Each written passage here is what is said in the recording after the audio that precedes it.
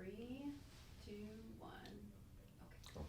Hey guys, happy Thursday here. Hey, thanks for joining another live event for us. So today I'm going to talk about rental real estate. It's something that I'm super passionate about personally. I have quite a few rental properties.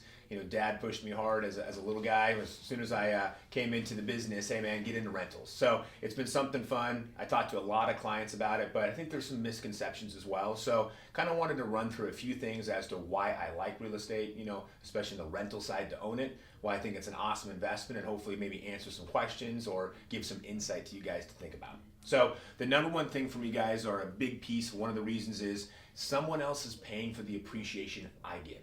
So think about this. So if we have a property, there's a couple different ways that we gain equity in that property. One is just on our loan itself.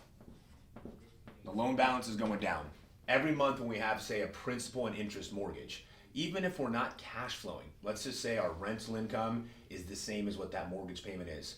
Every month that those tenants are helping to pay rent and that mortgage is getting paid, the balance is going down. Whether that's now we hold it for 10 years or 20 years, they're paying off the mortgage for us. That's one way. But the biggest thing is the appreciation of the house value. So we think about, okay, over time, we all know we can think about any homes we've owned or our parents have owned or folks we know of, hey, over a 10-year period, 20-year period, 30-year period, what does the value difference look? It's massive, right? So I think about it, hey, these two things, if my tenant can be paying that for me, that's a huge opportunity. So that's one of my favorite pieces. Another piece for us guys is thinking about the leverage aspect. I know in general when we hear leverage we think about debt, and debt is kind of a negative thing, and I can agree with that in certain things, but debt or leverage can be a great thing. Leverage gives us extra power or extra, we build something off of it. When leverage is used properly on an appreciating asset, it can be huge for us. So think about this. We have $100,000 we want to invest. So if we invest $100,000 in the stock market, and let's say we get a 10% return, and that's favorable. So 10%, we would make $10,000 is the return for us in that year. And that would be deemed a good return, a $10,000 return. Now think about real estate. We now invest $100,000 as a down payment in real estate. If we're buying a rental home, there's multiple options, but oftentimes someone might put down 25%, or that's something I do quite often. So if I had $100,000 as a 25% down payment, that would let me buy a $400,000 rental property. Now again, let's say the market moved, for simple math, 10%. Again, real estate moved up 10%, which in a lot of years we've seen Washington real estate easily move that. So if it was 10%, that's now based off the 400. Now we earn 40,000 in that year. Massive difference. And that's the effective leverage. So even if the returns aren't always the same, guys, it gives you an idea of, hey, leverage gives power to returns. If done properly, it can be huge. So that's another reason why I love real estate, rental real estate. Now, one other piece that kind of ties into a third reason, tax benefits. Now, if we're earning, interest, now if it's a stock account and we don't necessarily sell it, that might not be something we have a taxable event on that year. But let's say this was something where we earn 10% interest, we may have taxes. So there's a chance this, depending on the investment type, could be taxed, as income tax. So that's typically a higher rate than capital gains tax, but also taxed annually, depending on the account. Or if it's a stock account, hey, if we sell that stock to get that return, now we're going to have a tax liability of some sort. In real estate, what's fun is this is only going to be a taxable event when we sell. That we might not sell this year or 10 years or 20 years, right? And even when we do sell, there's cool options. You guys may have heard of a 1031 exchange, where we can take profit and roll it into another rental property and again defer those taxes. So if we think about this on a long-term scale to say, okay, if I did make $10,000 and I had a taxable event in that year, the amount I net would be lower, maybe $7,000. Now I get to reinvest that $7,000, and it builds and builds and builds. But if every single year, or even occasionally, we have to pay taxes out of that, that slows down the compound effect. Now in real estate, at some stage we may look to sell, of course, but there could be a long time of tax deferral by having the same property or 1031 exchanging it into another. So that's another massive advantage, is being able to defer taxes and let that compound build year over year over year and really multiply into a lot bigger figure. Now within that, on a yearly basis, we can do depreciation.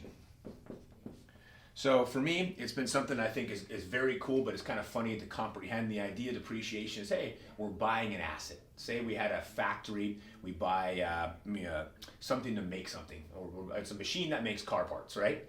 Well, over time, that machine's gonna get old, get broken, and depreciate. The value's gonna go down. So IRS lets you deduct that, which is a great paper loss to have savings on our taxes. Well, they let us do that for real estate as well, which is great from a tax saving perspective, but kind of interesting to say, hey, I get to write off depreciation and take a loss, on paper to save on taxes on an appreciating asset. So I think that's a super clever thing, or ability to have that from the IRS is awesome. So oftentimes, guys, I'll show, hey, X amount of rental income coming in, it's positive, but after depreciation, it's zero or loss. So even though I'm making rental income, even though we're making appreciation, with the depreciation, I don't have to pay for it as far as a tax liability. So it's pretty amazing from that perspective. I don't know personally of a ton of other investments that have that much benefit from a tax side. So those are a few kind of cool components, guys, that dive into it. A couple other things that I think is really fun for us is being able to use the equity in a property.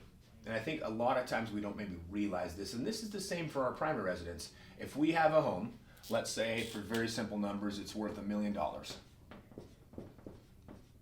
And we only owe, this is our loan, 500. Of course, we have 500,000 in equity. That can be used in multiple ways. We can pull out some equity on different types of loan products to go buy more real estate. Hey, if we get to a stage where we have these rental homes free and clear and we're retired, we get the rental income, but we also have equity. We can pull that equity out to live on and not even have to sell them. So I think that's also something I love about it, is it gives us a lot of flexibility to have an equity position that we can tap into very easily. So that's kind of one more tool that lets us dive into managing our overall finances and our portfolio to say, hey, we can still be earning this investment, this gain, the depreciation, yet use the value we've gained in it to do other things in our lives or other investments. So that's another big piece that real estate gives us a lot of flexibility around. One more piece, maybe diving into not just why we like real estate, but into maybe the timing of it. So I think for a lot of times, it's very easy when we think about real estate or we hear a podcast is to think purely about cash flow. I say, okay, I'm going to buy this piece of property. The mortgage payment is $2,500 a month. Let's say the payment, $2,500 per month. And my rental income would be, $2,800, let's say. This is the mortgage. Rent. So I net $300 a month. I see what our net cash flow is sometimes the biggest focus for clients or folks out there as to, does this make sense to invest in? Personally, not my number one thing I focus on, and here's why. $300 a month is great, but for me, I want to see the appreciation over time for us. And like we had mentioned at the beginning, even if this number is zero for me, if it was zero, I'm okay with that because my mortgage is getting paid. I'm seeing the mortgage go down and gaining it. The equity is going up and I'm getting the tax write-off.